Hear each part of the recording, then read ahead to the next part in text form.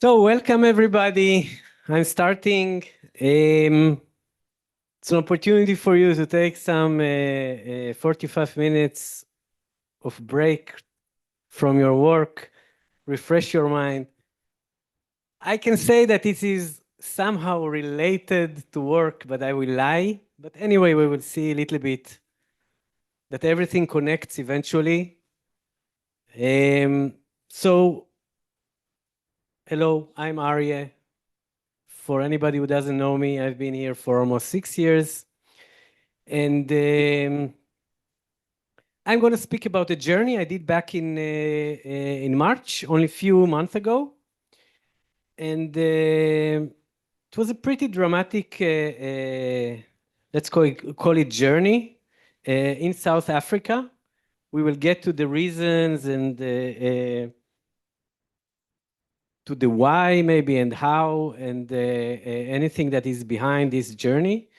Basically, I think it kind of represents me. So you can see here that aside of being here at Logs.io and doing some solution architecture, in my spare time, I love the outdoors, which is kind of a generic sentence, but you will see how it translates to different things that I do. And the important thing is that I try to put it in one sentence, calling it, I take the less travel path. I don't like to walk where other people walked. I don't like to do what most people do. And I don't know to explain it, but it's a kind of maybe a mental problem. But it definitely helps my mental health.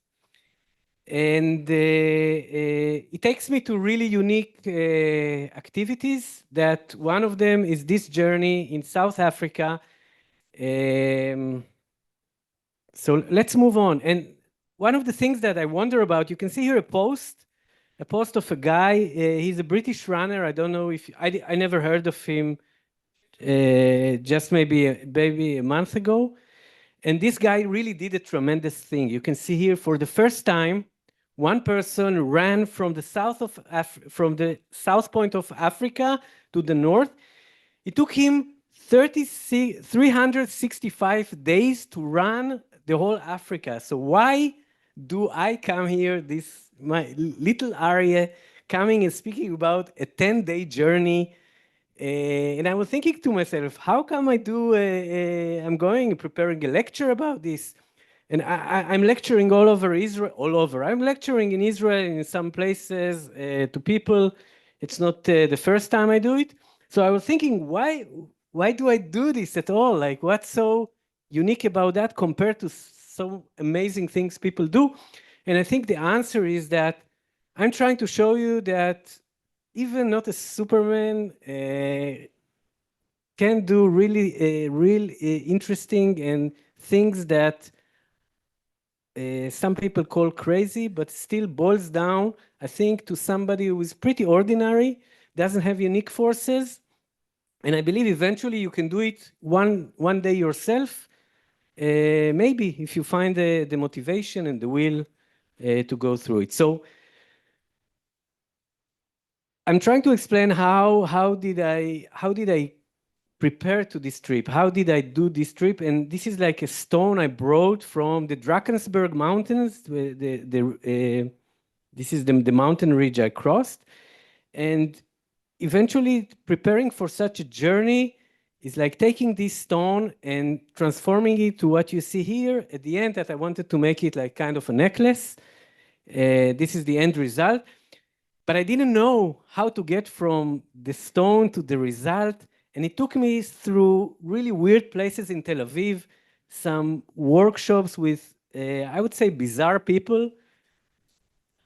This was the first attempt and it failed. And then there was a second attempt that got me to the end result. But again, I wasn't happy with the end result. But what I'm trying to say is that the journey has really like unexpected results and unexpected paths. And this is how I treat my experiences.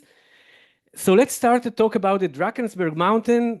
Drakensberg is the dragon's back, translation from Dutch. South Africa was a country with a lot of Dutch people, and Dutch was, maybe it is kind of I don't know if to say official language.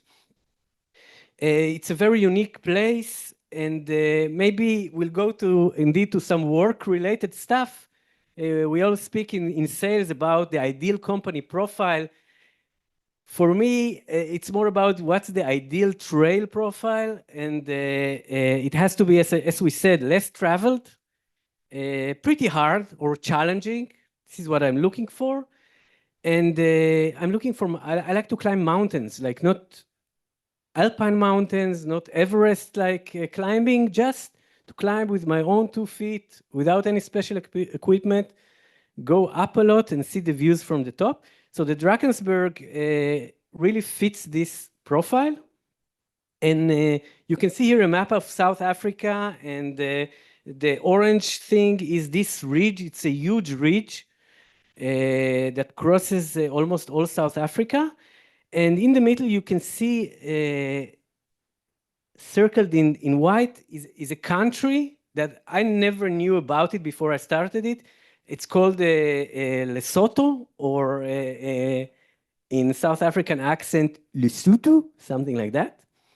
And in the blue line, you can see this was my path, my actual path, as was recorded by my GPS satellite device.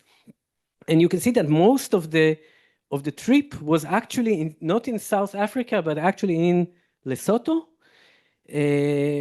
which again, it's a country I knew nothing about when I came. And you can see one of the most unique characteristics of this country, that it's locked within South Africa. I don't think there are many such countries in the world. So it's all surrounded by South Africa, and this is not the only unique thing about it. It's one of the most mountainous countries in the world. And let's move to speak about this route I took. The route, and on the Drakensberg Mountains, on the ridge, it's called the Drakensberg Grand Traverse. It's actually coming from running, like people defined it as a route that they want to make a record, a time record on it. And one of the things that make it so hard is the fact that there are no paths on this ridge, no trails, no markings. Really, you just walk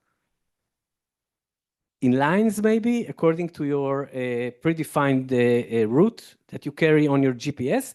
And the only thing that defines this specific traverse is the fact that it crosses those 6 peaks, and you can see that all of them are above 3,000 meters, which translates to something like 9,000 or 10,000 feet. And during these 10 days, I was almost all the time around this height, which is not something crazy, but it still has a toll on the body.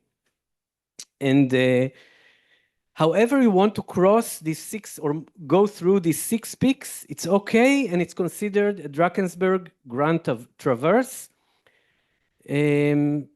How did I get even to that place? This is all in Hebrew, but I will tell you that I was flying last year to Greece to do another mountain, and then I was met by the salespeople of the flying company, the Israeli flying company, and they had a sale. If you take our credit card, you get a free flight ticket. Normally, I don't fall for this shit, but free flight ticket is a big thing. So I took the credit card, then I started getting messaging from them about you need to purchase your flight ticket up until the end of August, and these are the list of destinations, and all were boring destinations, Europe capitals like Paris, London, places that I've been to and don't have so many mountains, and especially not in the winter, because they make this, this specific sale in the winter, when there is maybe less demand, of course. And suddenly I spotted Johannesburg that is marked here in red. And I said, oh, this is interesting. I've never been to South Africa. But a little time after I bought the ticket, we all know what happened in October. And South Africa became a country that is very involved in actions against Israel. This is in Hebrew from the media, but they were blaming Israel in different things around the war. We wouldn't go into it. So it started to sound like very crazy to go in this time to South Africa. And later on, just before we went to the SKO in February, Kobe sent me this one morning saying, there are no more flights to South Africa. And then I was checking and I saw that 1 week after my return date, the Israeli company will stop flying to South Africa. So it was just on the edge. And for me, it was a sign that everything is okay. The flight is still taking place. It will stop only after I return. So with all this in the background, I decided to go.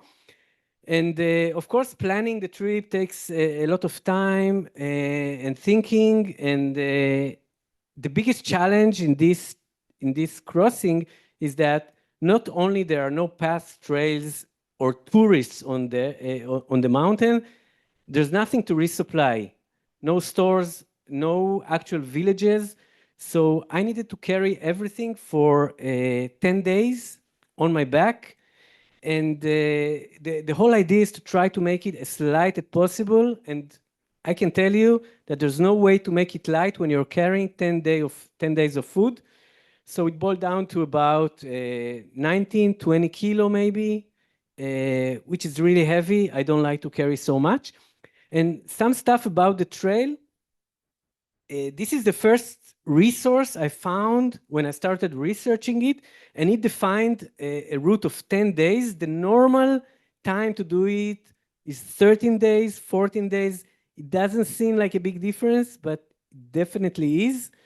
And I decided to go for 10 days, first because I like the challenge. If everybody's doing it 13 days, why not do it in 10 if there's a route for it? And again, carrying food every additional day really adds a lot of weight. So my goal was 10 days. And you can see the things that were written and just highlighting some of the stuff that is required for this trail. And it was really like appealing to me. Really looked like something challenging. And then there's this movie and you can see what it says. It said like a lot of people died on the mountain.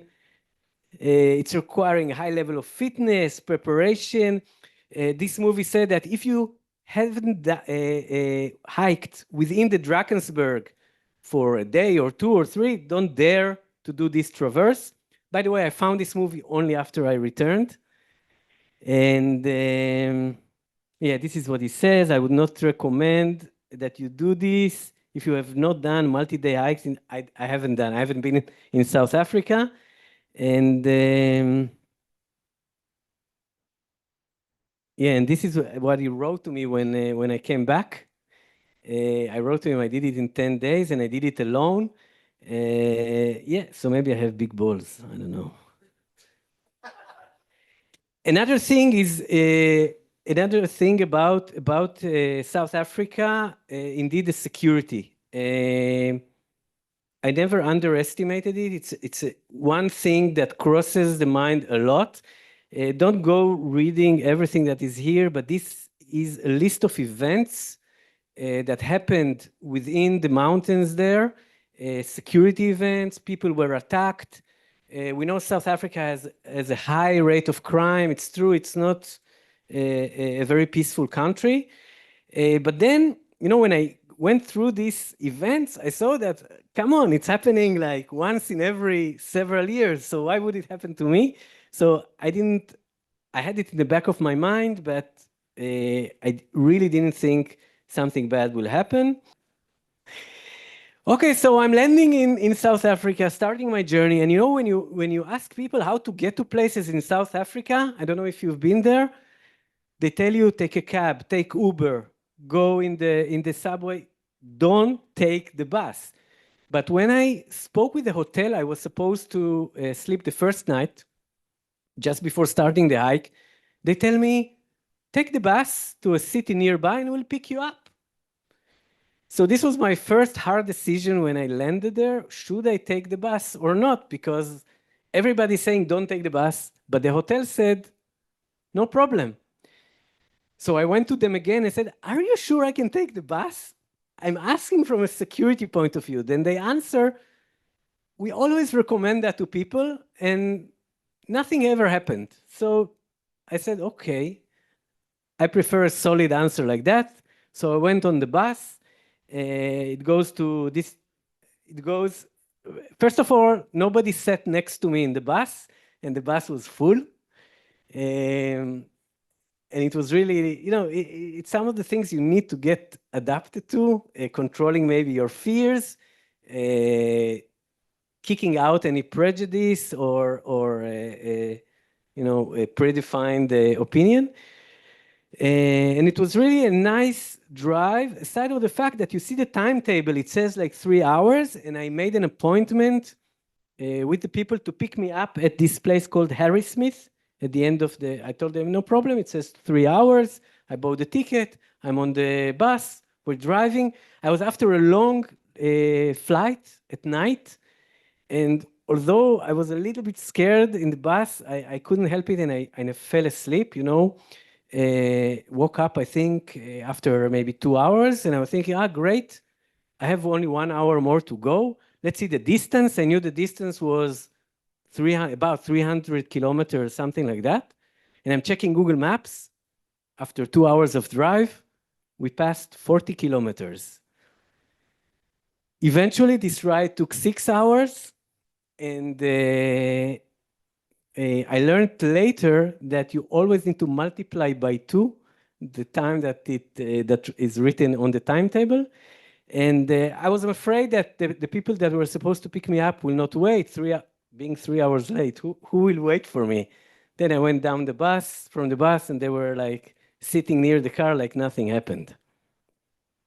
And then I reached like much later than expected, my start point, and you can see, I don't know if you see here, but I'm really excited from the fact that tomorrow I'll be near that peak that you see here. It's called Sentinel Peak. And this is the way to Sentinel Peak. It's a 4x4 car that takes you to the start point. And maybe I'll go back.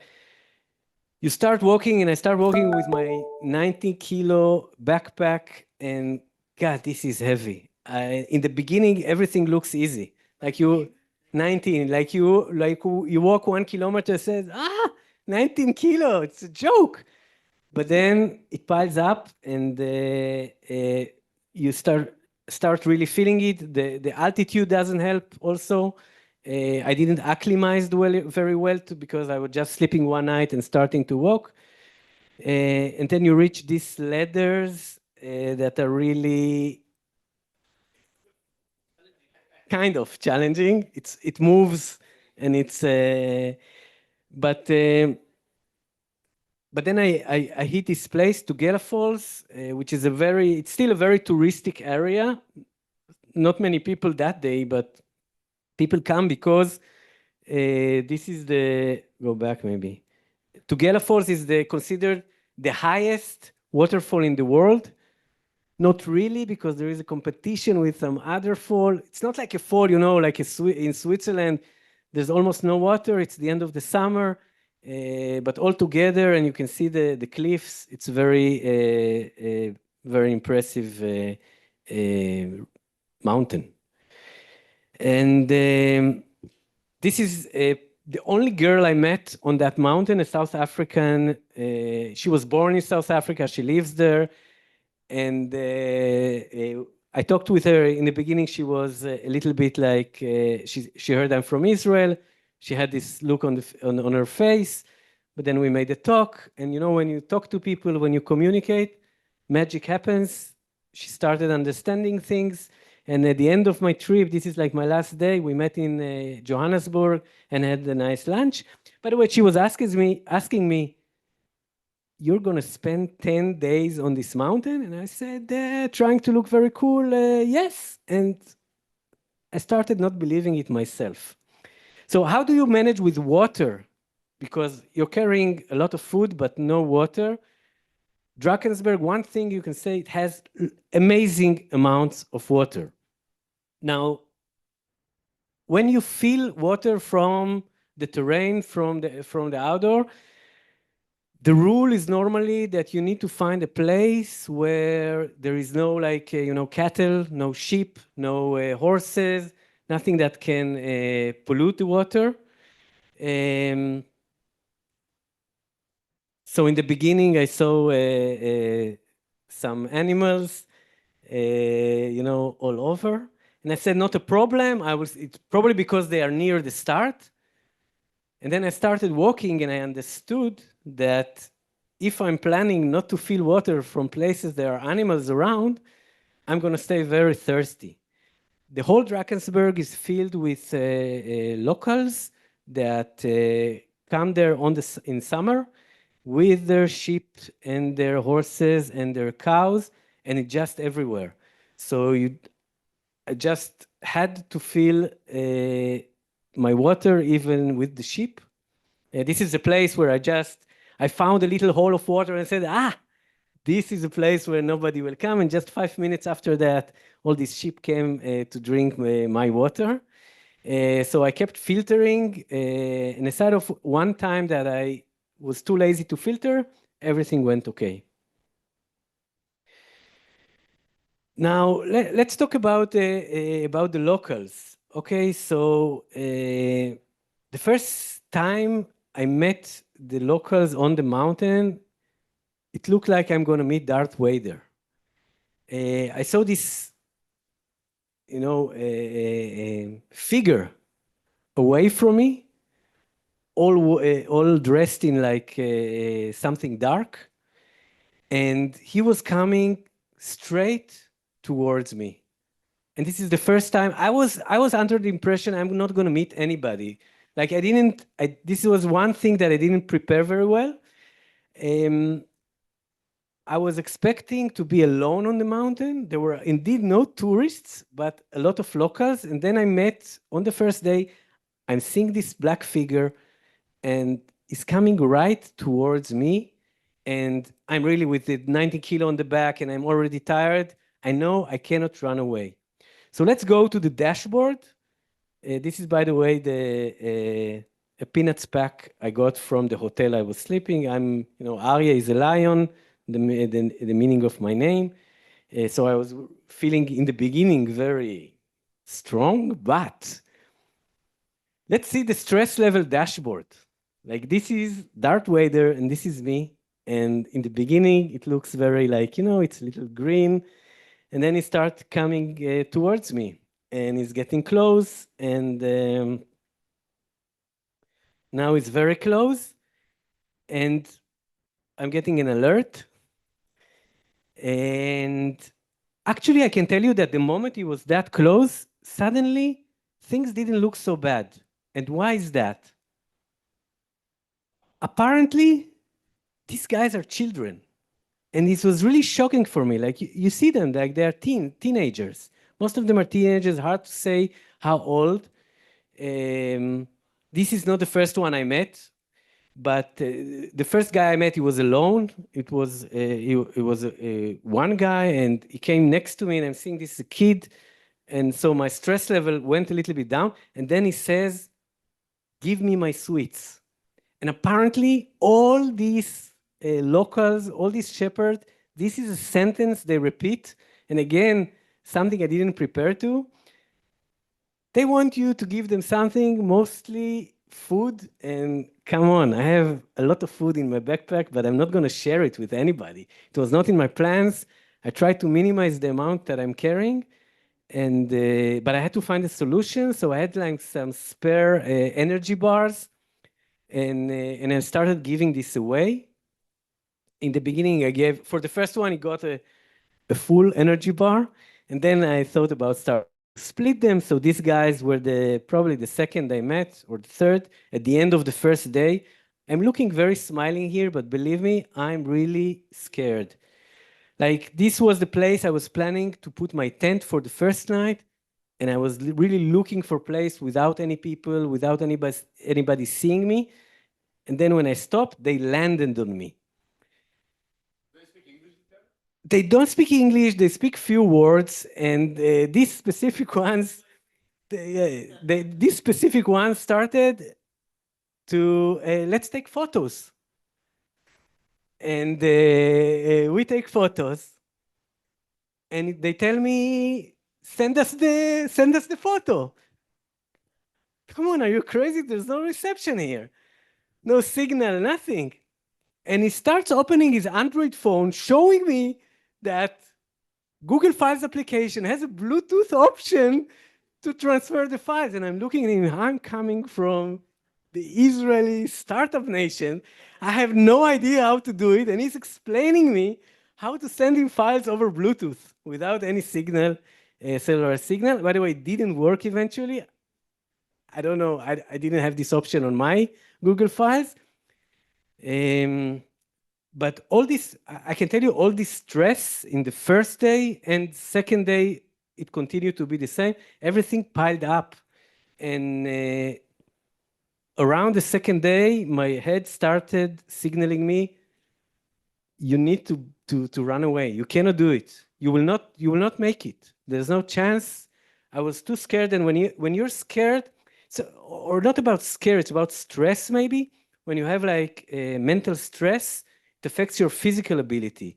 And the physical challenge is also very high. So I was starting to think that I'm going to bail out. And you see here the Jacob ladder from the Bible, because this is a very monumental dream. And then on the end of the second day, I had this dream at night. And I was dreaming that I'm suddenly returning home. And I had to do something, I don't remember what was it. But when I finished it, I wanted to go back to my tent to continue my journey. And I couldn't find the way to go back to the tent. I was stuck in Israel. And this turned to be a very bad dream for me. The fact that I cannot go back to the tent. And for me, it was a signal that the fact that I see it as a bad experience, that I cannot complete the journey, is probably something that should motivate me to continue instead of bailing out. So from this day, day 3, I started to change the mood and believe I can make it. Although on the first day, I was really behind. You know, for every day I have a plan. I need to get to that mileage. This is I have a 10-day plan, and I was behind in the first days. But then I saw, on the third day, I saw these giant eagles flying on this amazing, amazing ridge. And I was sitting there like that, and just feeling that I'm getting a lot of strength. And from that point, everything turned. So I was slow a little bit in the beginning. לא, Yeah, I כאילו, thought זה about לא it. And by ייאמן. the way, I got like signal there, and I יש started פה messaging home. עשרות It was really, but really, נשרים, I אני לא cannot. יודע אם רואים את זה. עשרות. איזה נוף, וואו. I'm really excited here, and there are like the tens of eagles and of vultures. I don't know how to what's the right word. It was really like a monumental שווה את כל moment. הסבל עד לכאן. החמור הזה צועק שם באחורו. יואו, הנשרים האלה. You know, this is a good question, because I was starting to think about bailing out, but then I realized I didn't plan any escape way. Now, normally there's not a problem to make an escape way. You just look at the map, you take a path to a village, and no problem, I would do it anywhere in the world. But this is South Africa, and I had no way of knowing if I'm going down to a village, what will be there? Who will I meet there? So it scared me to think that I will need to find an escape plan. So I continued, and next the challenges, weather is always a challenge, and it also brings like really nice things to see. like these mountain clouds that are really like a blanket. You see it all over the ridge because the fall is really like really steep. So they just stuck there. And of course, rain. Rain, the first time that rain came, I had the forecast on my GPS device, and I knew the rain was coming. And I was preparing, wearing my rain kit and the rain gear, everything prepared. And then the thunders. These were the scariest thunders I ever heard. Really, like it was. You go there, nobody's there. You just hear the thunder. You see the lightning starting to strike, and you don't know how close you will get to the lightning. And you just walk in pouring rain. The temperatures drop dramatically. So in the evening, it is can get to zero also. And I was one time I was just finishing after a rain. I was starting to put my tent and thinking, oh, everything is great. The sky is clear, but no, the clouds came back again. So I was running into the tent, entering it, and then there started this hail, stones and rain on the tent, and I was not sure if the tent will hold, but apparently it held very nicely, and probably saved my life. And these are the looks after the rain, and you can see I'm drying the clothes, and what's that? Yeah, and aside of that, also there are days that you need to walk in zero visibility, like here. Anyway, there's no trail to follow. So the only thing that helps you keep on track is my watch, which has a map. I'm carrying my routes on the watch and on my phone as a backup. And sometimes there are, there are these faint trails of animals, and they just come and disappear. But the only thing I rely on is the route that is preloaded on my navigation devices. You said you was going to do it in 10 days. Had you planned if it was going to take you 11 or 12? So in the beginning, I saw I'm not making it in 10 days. By the way, this is not taken by me, but these are kind of the lightning views that you can see. So I saw I'm lagging behind, and I said I wouldn't make it. And there's one stop just 2 days before the end that is like a civilized place, and I said I will stop there. But the thing that happened that I started to catching up on my mileage, and eventually I was able to fulfill, like I clicked some 30 plus kilometers days that I didn't plan, and it all converged to 10 days. So Lesotho is really, really interesting country, and one of the things I like on my journey is that I don't learn a lot about the culture before, but as I go, I learn about it. So you can see, I spoke about kids. This is probably the youngest one I met, and you can see they are wearing all this. They're all wearing the same. They have this blanket on them, even in the rain, and they all have these fashionable hats, which is really cool. The boots, and below the boots, there are no socks. It's just like some plastic bags that they wrap around their legs. And you see, the hats are really an amazing phenomena. Each of them has a different hat. They build their cabins, all look the same, from stones and from this roof that is made from the vegetation that is available and is rainproof. I really wanted to go in, but I didn't. When I picked in, well, I expect like to maybe to see some beds or at least like, flat area. They have stones inside and really doesn't look very comfortable. They have these places to keep their sheep. And the guy just saw.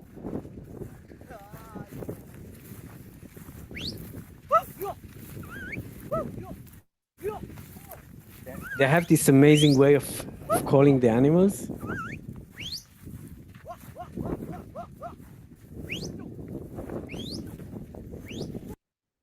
In the beginning, I thought they have, these are the kids with the cattle and their fathers are waiting in the cabin.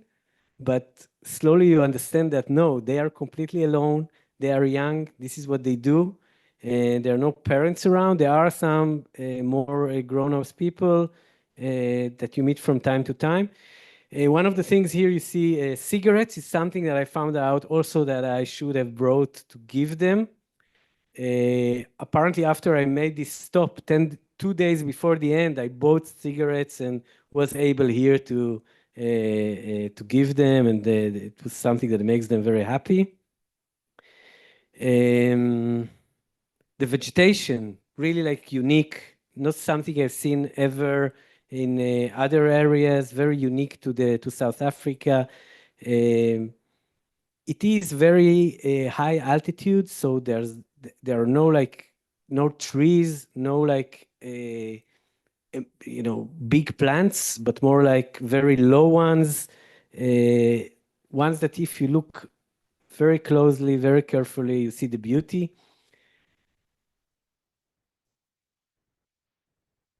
And this is pretty close to the end. And when you walk and you don't know where you put your tent at the end of the day, but you need a flat place and a kind of comfortable one.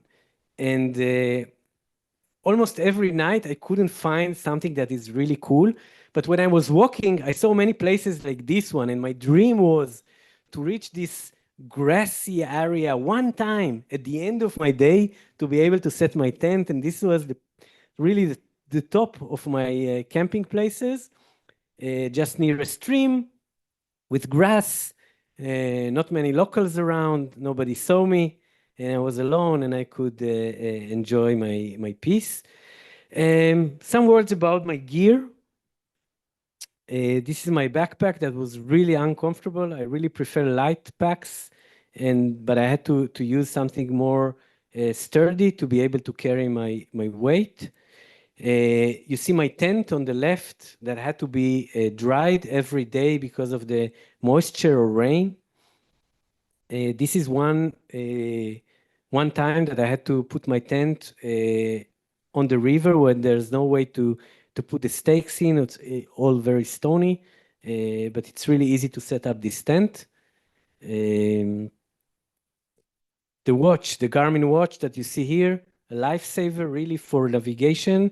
And on the left picture, this is really the most important piece of gear when you're walking alone. This is a satellite messenger.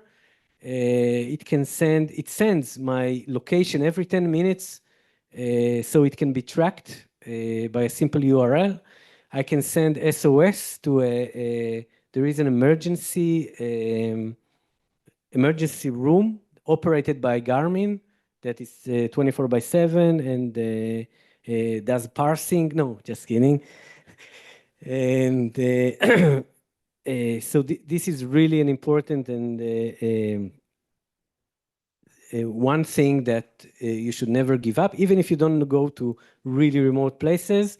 I have an experience. I once had to check if this is working in Scotland. So I was using the SOS button, getting an helicopter for a guy I met on the trail and needed rescue. So this is really working, and this is really essential.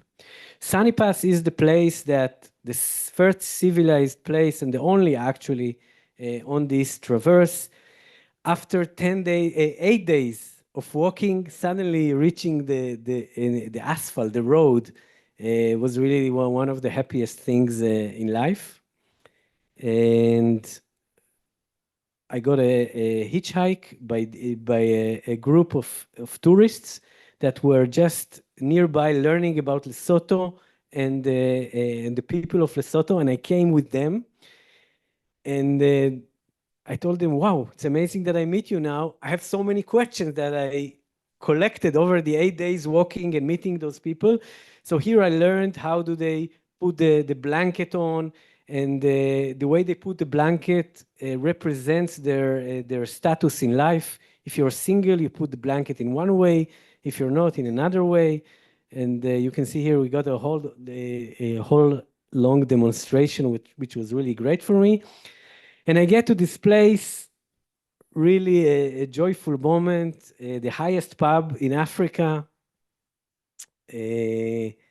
One thing about South Africa is that it's really cheap, and it feels great after 8 days. You can just, come in, drink, enjoy a good meal, and a bed.